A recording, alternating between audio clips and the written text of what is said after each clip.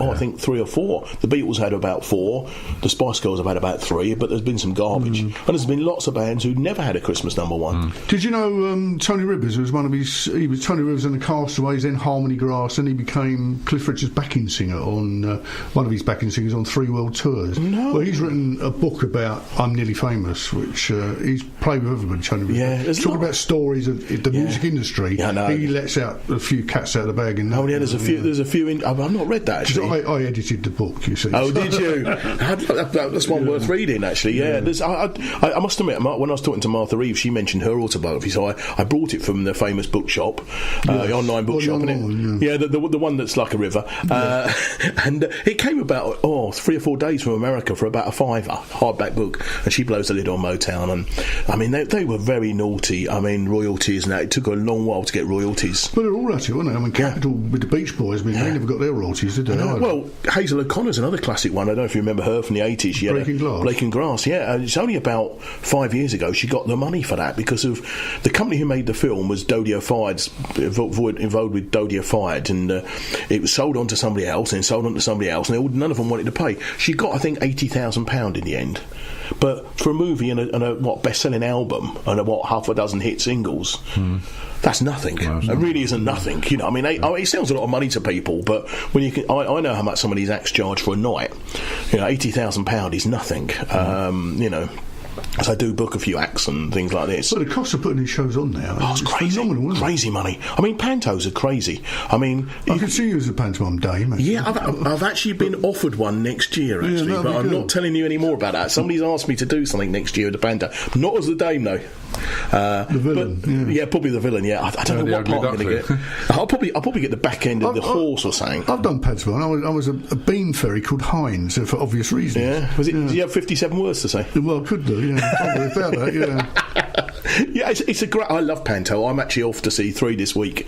Tomorrow afternoon I'm off to Harpenden to see BBC Radio's Ernie Armand in the show, and a couple of children's TV presenters, Jem Pringle, and I think it's Luke Roberts is the other one. Ernie Armand, was he go with us? No, he used to come on. Yeah, old Ernie's the old treasure hunt, Ernie Byrne, and from Free Counties. We give him a plug. Yeah. And then tomorrow night I'm off to the Grove to see John Partridge and Sally Lindsay. When you say off to the Grove, it sounds like you're going into a rehab. No, I know. Sometimes I think no. It's the Grove Theatre in Dunstable. Very, very. You're not been. It's a great venue. Have some great acts there. In fact, go west of there at the end of January.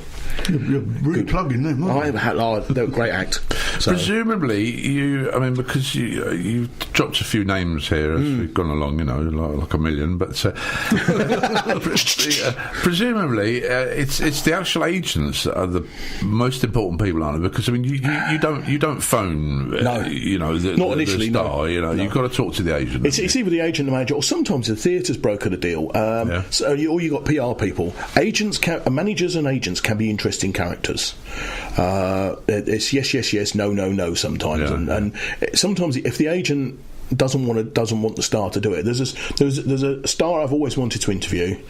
I was at school with her, but her agent will not let her come anywhere near me, and I do not understand it. She's actually changed agents, so I need to find out who the new agent is. I know her, and I was at school with her, and she, I think she wants to come on. I've met her, and she said yes, but her agent won't know anywhere near me. So you have to break down the barriers. It is, so because I've been doing it a long while. I have certain agents who work really well with me, and when these people are coming, like this, the Martha Reeves one, it was a lady. She's also works with Slade. She also works with Roland Giff from Fine Young Cannibals. 911. She works with UB40. She works with. So you get. Once you get on one and it happens, and it snowballs, isn't it? And also, if you're not, I'm not interested whether they were swinging from the chandelier last night, jumping from the wardrobe, and I'm really not interested they've had 40 number ones. It's the story I like, the great story. I remember, I think it was about 4 or 5 years ago, I was offered the Dream Boys. They're like the English version of the Chippendales. Oh, right. A bit like us. Yeah. Old boys, the big boys with the rippling muscles and the six pack, just like us three. And the big boobs. And the big boobs, yeah, just like that. And they, they get their kit off. Now, I was offered the Dream Boys, and I thought, well, great for TV, but what do I do on the radio with them? Yeah, you can't say, oh, look at the size of that. Yeah, how much baby oil do you use a year? There's not a lot in it, and how many gigs do you do a year? There's not a lot in there. But I was actually offered the manager, the owner of the Dream Boys, and he actually comes from a local boy. He's a Wellingborough City boy, and there's a great story. His father embezzled a load of money. He was an accountant. They almost got made homeless, so he became a male model. Then he did a bit of singing. Then he was at a private party, and he saw a male stripper turn up. Strippergram turn up. That era was late 90s, and the girls loved him. The blokes hated him. And for 273 quid, he founded the Dream Boys. First year, they turned over £107,000. Yeah. And in 2010, £2.5 million. And they say sex doesn't sell. I've been to one of their shows, stood at the back. It is frightening. I can imagine. I think the women are worse than the blokes, actually. Oh, God, yeah. I remember as a young lad, I did at mobile DJing, like I think most of us did. This was early 80s, late 70s. Did you know? Oh, no. I did. And I did the National Tupperware Ladies Party, Christmas party. Well, I was so pleased I was up on the stage. It was, honestly, I could not believe it. It was like watching an Ann Summers party. It was just... I was shocked. I mean, I was only in my early 20s then. I was shocked what I was seeing. And, yeah, it was, They are. They put on the cocktails of the other guy, I think. I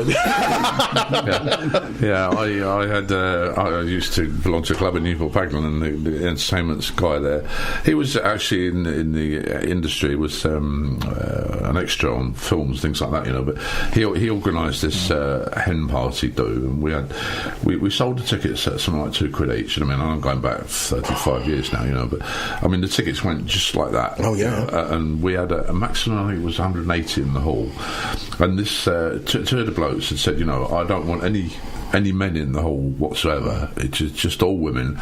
He said apart from two, he said, because one had to do the light at the back and another one had to do a spotlight or something on this guy, this stripper, and I won't go into all the details of it because I was very jealous, but but from the stripper bloke, but the women there, I mean, they just went absolutely. I've seen some films of it. Yeah. I mean, there's the videos of the Dream Boys and of the Chippendales. Yeah. Put it this way, they don't make a lot of fuss over little thing. No, that's right. No. It's interesting you talk about agents because when I used to do a magazine programme here on CRMK many years ago, and I had a little lassie who was allegedly the producer, but and I used to sort of feed her and say, I'll get so-and-so in and all that sort of. And Helen Shapiro, who was one of my favourite fans as a little lad, was appearing at the stables, and so this little girl phoned up somebody at the stables or whatever, and she said, get Helen Shapiro. And so they said, you have to talk to her manager. So anyway, this little lassie spoke to the manager and said, she said, Mike's always been in love with Helen, he said, ever since he was a little boy, and he's really fancied her and that, and this guy says, he said, so do I, he said, but I'm her husband. And needless to say, I didn't get the interview because she. No, crazy thing to say. But sometimes it's lovely to meet your heroes, and sometimes it's not. Oh gosh, this was the thing with Parkinson, wasn't it? Because he was always it was a guy, Gene Kelly, wasn't it? Until Gene Kelly went on his show, and it was terrible, wasn't it? And he never mentioned him after that. I mean, sometimes it's very hard. Some of them, there is one guy, and it's yes/no answers, and I mean, you hope that they're going to give you a bit more than yes or no. Some of them are not very good at it, and some of them are a lot better. I mean, but the agents are great. The sort of thing for me, the ultimate thing for me, I suppose, was I got invited over to see Linda Lusardi. I got invited to her house. Every man's dream. And I'll tell you what, it was 10 o'clock in the morning. She looked a lot better than I do at 10 o'clock in the morning, I'll tell you. And should we say she's getting close to 60. But she looks amazing still. She still looks absolutely amazing, does Linda. And it was it was a pleasure. She was an absolute pleasure. What's your dress? I'm not telling you. But she's... she's married, and her daughter was on The Voice last year, and her daughter's in Panto actually in St Albans this year. She's married to Sam Kane, Linda. Now listen, let's talk about the magazine itself, because that's what you're here for. Yeah, I know. We've got about everything else. The magazine's online. If you want, it's a free copy. You need to subscribe though. You go to the website. It's www.the-sticks.co.uk, and the magazine's there. You can can read it and you can subscribe to it. Costs you absolutely nothing to subscribe. I get it. And I like to think it's a great read. It's sort of something for everybody, I hope. I try and create something for everybody. And the December and January one's there. So if you want to know what's on the local theatre, local panto, what's on everywhere around, Hearts, Beds and Bucks, there it is for you. I say it can cost you nothing. You say there's nothing free in life. There is. No, the sort of the bad news is that you've been a local lad for quite some time now, but you decided to move up north a little bit. I'm moving to Norfolk early next year. It's a bit of a story. I've had a holiday home over in Norfolk for about 5 years, and my wife and I said we'll retire there. We'll retire there in sort of 5 years' time. Then my wife managed to get herself a job over there, and I've been offered a couple of jobs over there, doing some outside broadcasting and some radio over there. And in fact, I've been doing some stuff with the radio station over there as well. Brand new radio station, started in October, and it's absolutely amazing setup. So where's this in Norfolk? It's actually in Great Yarmouth, the radio station is, but I'm moving north of Great Yarmouth to one of the villages there. I'm actually renting a house at the moment. My wife and I are renting a house, so I commute from where I live in Bedfordshire to Norfolk and back sort of regularly. I was there last weekend, got back on Monday. I'm going back again on the 1st of January because I'm going away next week. But it's just an interesting. I'm selling my house in rural Bedfordshire, so if anybody wants a house, I've got a nice 4-bedroom house. Nice advert for that, so you can contact me on that. Do you ever see your wife? Not at the moment. I don't see her much because she's up in Norfolk working, and I'm in Bedfordshire. But we have a great time. What does she do then? My wife, she works as a chemist, but not in a shop. She's because it's strange. You get a pharmacist works in a chemist shop, and a chemist works for a drug company, and it seems a very strange setup, But people get very confused, like myself, about that. But yeah, she's up in Norfolk. She's coming back this evening actually, so because she's joining me at the Pantos this weekend, Saturday. Now, what about the magazine itself? I mean, are you going to continue? It still will continue, yeah, because of its electronic and everything else. Doesn't matter where in the world you are, I can still do it because of a lot of the articles come to me. They're all submitted to me. I get the listings. People send me the listings, and of course the interviews will still keep coming. The theatre still supply me with the people. For the front cover, and so nothing for the foreseeable future. Nothing will change unless anybody is interested in buying it. If anybody would like to buy it, I mean, I'm quite willing to sell it for a price. Obviously, So if anybody's listening and they'd like, if you go on the website www.the-sticks.co.uk, there's the contact details are there. There's my email address. There's my phone number.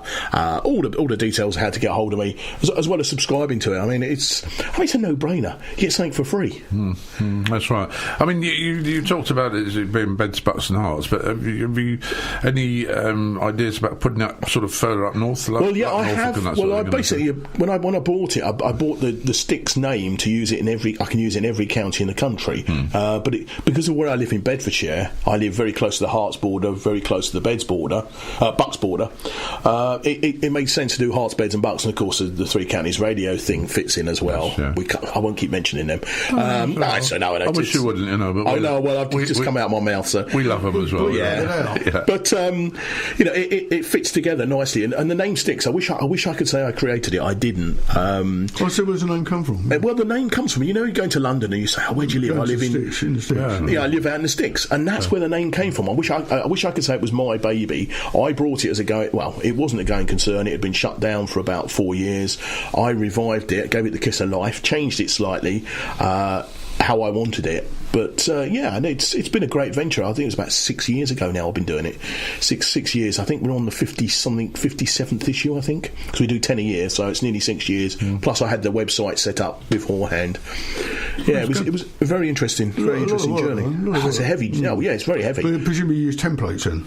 I drop the templates in. Yeah, I've got it all templated out, and it's always the last minute. You get people say to people, well, can I have it on the 20th? By 5 o'clock, the 20th at 5 o'clock goes by, so I email them and say, where is it? Oh, can I do it Monday? This is like Friday. Can I send it on Monday? And of course, that's then the 23rd. It comes out before the 1st, so it can be, frantic, pulling your hair out. You've got to realise when you're a writer, you see, you work better when you're over deadline. Yeah. The old hair's disappearing as well now. It's going grey.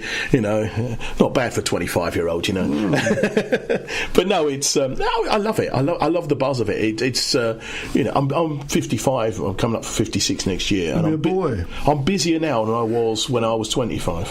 It's crazy. I have this major problem that people ask me to do things, and there's one word I always forget. It's NO. NO, yes, I know. I used to be like that. I think, it's a problem. I mean, I do a lot of the live events and things like this. I've worked at the stables a few times, opened for the Rubettes last year and a few other bands, and I've done a few live outdoor events the last few years, which is fabulous. I love all that.